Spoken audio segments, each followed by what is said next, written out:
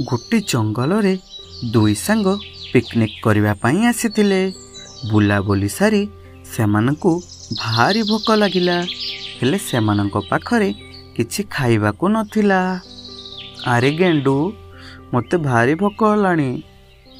हाँ रे भाई गुडू, मते भी बहुत भोक हलानी। कौन जे करिबी किछि बुझी पारुनी। आख पाखरे भी किछि दुकान बजार देखा जाऊ नाही।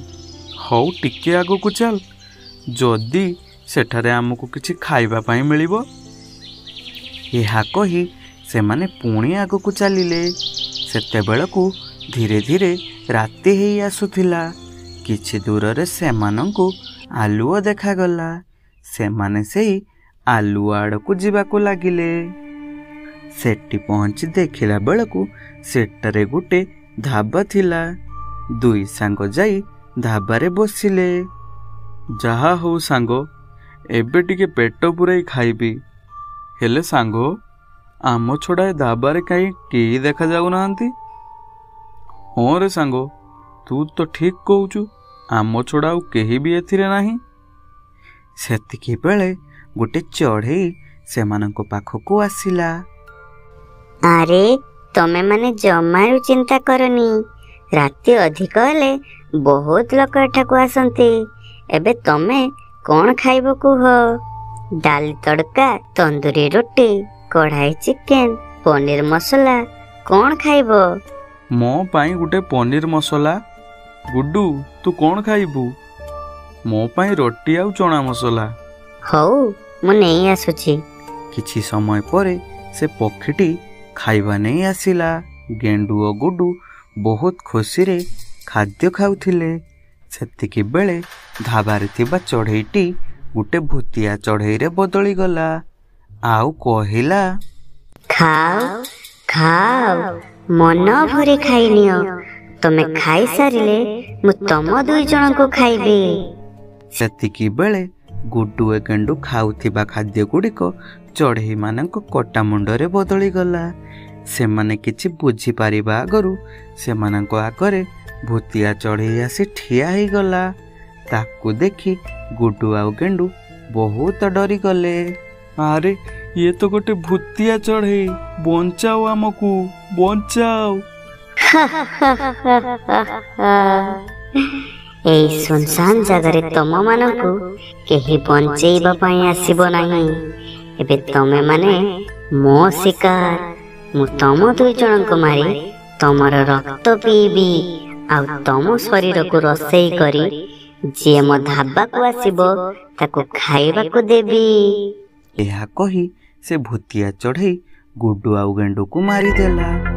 एमिति जे भी से धाबा को खाइबा पाई आसुतिला, भूतिया चढ़ई सेमानंको मारी रसई करुथिला। एमिति किछि दिन बीती गला। दिने बंटी, कालू आउ हरी तीन सांग पिकनिक सारी घर को फेरुथिले।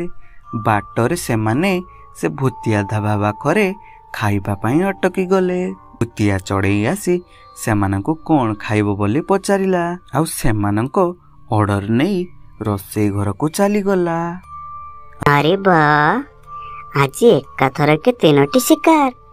आज तो पूरा मजा आसी जीवो। तापरे से तार बड़ छोरीटी को धार करिबा पाई लागिला। धार करिवार शब्द बंटी सुनी कहिला, सुन हरी, से रसई घर किछि अजब शब्द आसुची। आमको जाई देखिबा पाई पड़िबो। एमिति आम खाइबा भी एते समय हैला कोन पाई आसु नाही। तापरे दुई सांग जाई रसई घरे देखिला बेलकु से भूतिया चढ़ई छुरी को धार देउथिला। ए सबु देखी कालू कहिला, अरे भाई, ये तो गोटे भूतिया चढ़ई, से आमको मारी खाई जीवो। जल्दी एठारु चलो। ए कथा भूतिया चढ़ई शुणी नेला। तापरे से छुरी को नहीं सेमानंको पछरे सेमानंको पीछा करिबा पाई लागिला। कुआड़े जाउछ तमे सबू?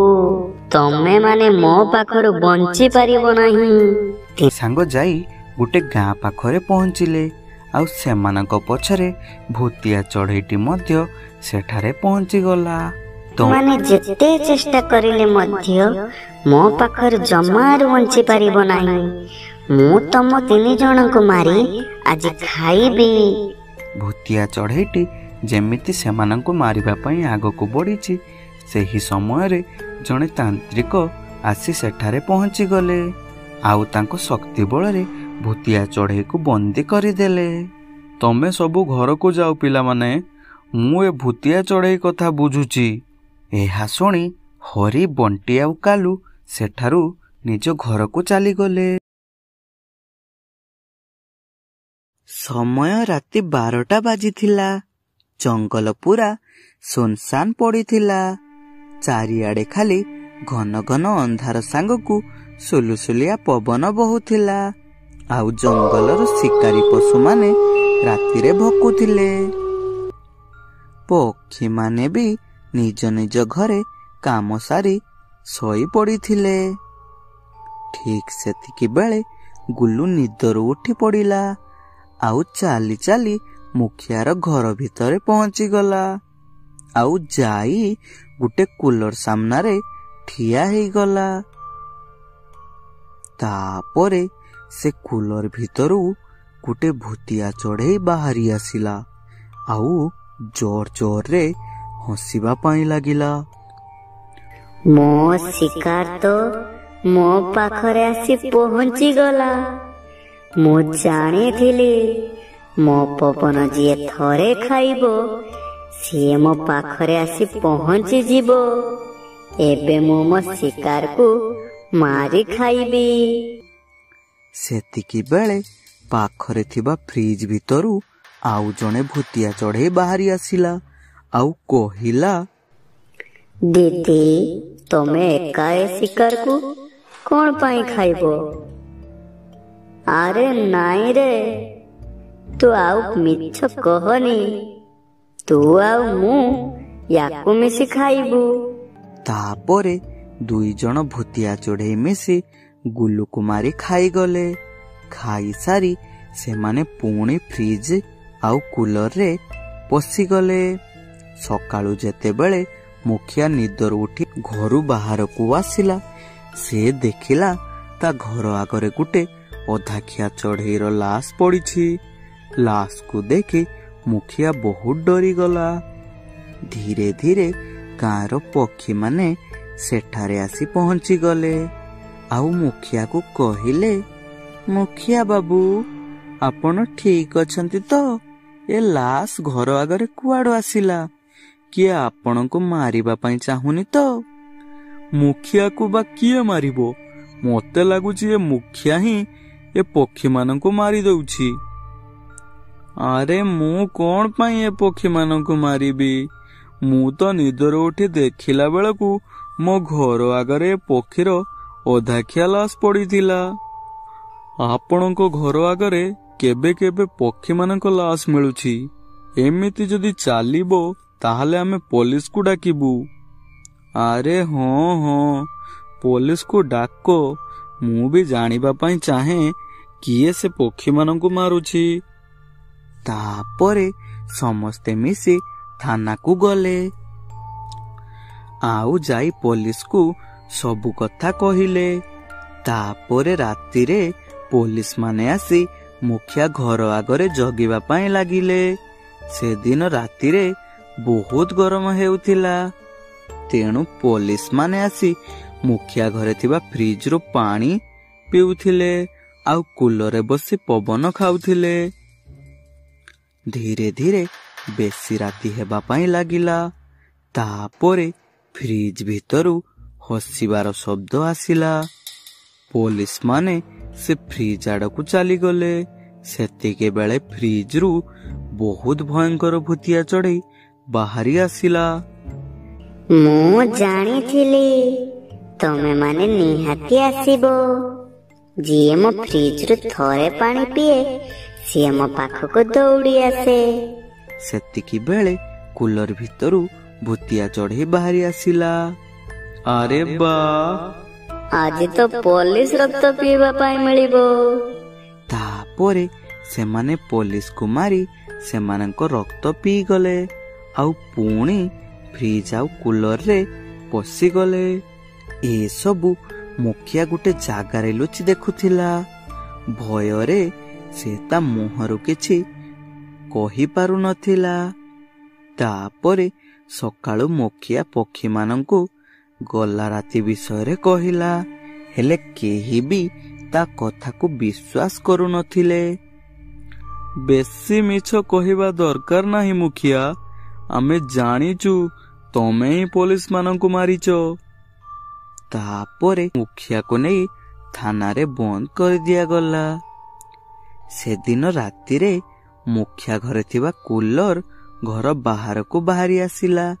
ସେଇ ରାସ୍ତା ଦେଇ ଯାଉଥିବା ଗୋଟେ ପକ୍ଷୀ ସେ କୁଲର ପବନରେ ଆକର୍ଷିତ ହେଇ କୁଲର ଆଡକୁ ଆସିଲା। ତାପରେ ଭୂତିଆ ଚଢେଇ କୁଲରରୁ ବାହାରି ଆସି ଚଢେଇକୁ ମାରିଦେଲା ଆଉ ପୁଣି କୁଲର ଭିତରେ ପଶିଗଲା। ସକାଳୁ ପକ୍ଷୀର ଲାଶ ଦେଖି ଗାଁ ପକ୍ଷୀମାନେ ମୁଖିଆର କହିଥିବା କଥା ମନେ ପକେଇଲେ। ଆଉ ତାପରେ ସେମାନେ ମୁଖିଆକୁ ଜେଲରୁ ମୁକୁଳେଇ ଜଣେ ତାନ୍ତ୍ରିକ ପାଖରେ ଯାଇ ପହଞ୍ଚିଲେ। ବାବା, ଆମକୁ ସେ ଭୂତିଆ ଚଢେଇ ମାନଙ୍କ ଠାରୁ ବଞ୍ଚାଅ, ସେମାନେ ଆମକୁ ଶାନ୍ତିରେ ବଞ୍ଚିବା ପାଇଁ ଦେଉନାହାନ୍ତି। ମୁଖିଆର ସବୁ କଥା ଶୁଣିସାରି ପକ୍ଷୀମାନଙ୍କ ସହିତ ବାବା ଗାଁକୁ ଆସିଲେ। ତାପରେ ତାନ୍ତ୍ରିକ ଘରେ ଥିବା ସବୁ ଜିନିଷ ପତ୍ର ପରେ ଗଙ୍ଗା ଜଳ ଛିଞ୍ଚିଲେ ଆଉ ମନ୍ତ୍ର ପଢିବା ପାଇଁ ଆରମ୍ଭ କରିଲେ। କିଛି ସମୟ ପରେ ଫ୍ରିଜ ଆଉ କୁଲରରେ ଥିବା ଭୂତିଆ ଚଢେଇର ଆତ୍ମା ବାହାରି ଆସିଲା। ଚାଲିଯା ତାନ୍ତ୍ରିକ, ଏଠାରୁ ଚାଲିଯା, ନହେଲେ ଆମେ ତତେ ବି ମାରିଦେବୁ ଆଉ ତୋର ରକ୍ତ ପିଇଯିବୁ। ମୁଁ ଚାଲିଯିବି, ହେଲେ ଯିବା ଆଗରୁ ତମେ ମତେ କୁହ, ତମେ ମାନେ ଗାଁର ପକ୍ଷୀମାନଙ୍କୁ କଣ ପାଇଁ ମାରୁଛ? ଆଉ ଏ କୁଲର ଫ୍ରିଜ ଉପରେ କଣ ପାଇଁ କବ୍ଜା କରି ନେଇଛ? ତୁ କିଏ ଆମକୁ ପଚାରିବା ପାଇଁ? ଆମେ କିଛି କହିବୁ ନାହିଁ। ଭଲରେ କହୁଛି, ତୁ ଏଠାରୁ ଚାଲିଯା। ତାନ୍ତ୍ରିକ ଯେତେ ବୁଝେଇଲେ ବି ସେ ଭୂତିଆ ଚଢେଇର ଆତ୍ମା ମାନେ କିଛି ଶୁଣିଲେ ନାହିଁ। ତାପରେ ତାନ୍ତ୍ରିକ କିଛି ମନ୍ତ୍ର ପଢି ହାତରେ ଥିବା ବିଭୂତିକୁ ଭୂତିଆ ଚଢେଇ ଉପରକୁ ଫିଙ୍ଗିଦେଲା। ତାପରେ ଭୂତିଆ ଚଢେଇ ମାନେ ବହୁତ କଷ୍ଟ ପାଇଲେ ଆଉ କହିଲେ, କହୁଛୁ ତାନ୍ତ୍ରିକ, ଆମେ ସବୁ କଥା କହୁଛୁ। ଆମେ ଜଙ୍ଗଲରେ ବୁଲି ବୁଲି କାମ ଖୋଜୁଥିଲୁ, ହେଲେ ଆମକୁ କିଛି କାମ ମିଳିଲା ନାହିଁ। ତେଣୁ ଆମେ ସହରକୁ କାମ ଖୋଜିବା ପାଇଁ ଯାଇଥିଲୁ, ହେଲେ ଆମକୁ ସେଠାରେ ବି କିଛି କାମ ମିଳିଲା ନାହିଁ। ଆମ ଭୋକ ଉପାସରେ 2 ଜଣ ଗୋଟେ କୁଲର ଆଉ ଫ୍ରିଜ ଦୋକାନ ପାଖରେ ପହଞ୍ଚିଲୁ ଆଉ ସେଇଠି ପହଞ୍ଚି ଭୋକ ଉପାସରେ ପଡି ମରିଗଲୁ। ଆଉ ଆମର ଆତ୍ମା ସେ ଫ୍ରିଜ ଆଉ କୁଲର ଭିତରେ ପଶିଗଲା। ତାପରେ ଆମ ଗାଁ ମୁଖିଆ ସେ କୁଲର ଆଉ ଫ୍ରିଜକୁ କିଣି ନେଇ ଆସିଲା ଆଉ ଆମେ ଆମ ଗାଁକୁ ପୁଣି ଫେରି ଆସିଲୁ। ଗାଁରେ ଯିଏ ବି ମୁଖିଆ ଘରକୁ ପାଣି ପିଇବା ପାଇଁ ଆଉ ପବନ ଖାଇବା ପାଇଁ ଆସୁଥିଲା, ତା ଉପରେ କବ୍ଜା କରି ତାକୁ ମାରି ଖାଇ ଯାଉଥିଲୁ। ପକ୍ଷୀମାନଙ୍କ ମାଂସ ବହୁତ ସ୍ୱାଦିଷ୍ଟ। ହଉ, ତମେ ଯାହା କରିବା କଥା ତ କରିଦେଇଛ, ଏବେ ତମେ ଗାଁ ଛାଡି ଚାଲିଯାଅ। ଆମେ ଯିବୁ ନାହିଁ, ଏଇଠି ରହିବୁ। ତାପରେ ତାନ୍ତ୍ରିକତା ମନ୍ତ୍ର ବଳରେ ସେ ଭୂତିଆ ଚଢେଇ ମାନଙ୍କୁ ତାର କମଣ୍ଡଳରେ ପୂରେଇ ଦେଲା ଆଉ ଜଙ୍ଗଲ ଭିତରକୁ ନେଇ ସେଠି ସେମାନଙ୍କୁ ନିଆଁ ଲଗେଇ ଦେଲା। ତାପରେ ଫ୍ରିଜ ଆଉ କୁଲରରୁ ଭୂତିଆ ଚଢେଇ ମାନେ ସବୁଦିନ ପାଇଁ ମୁକ୍ତି ହେଇଗଲେ।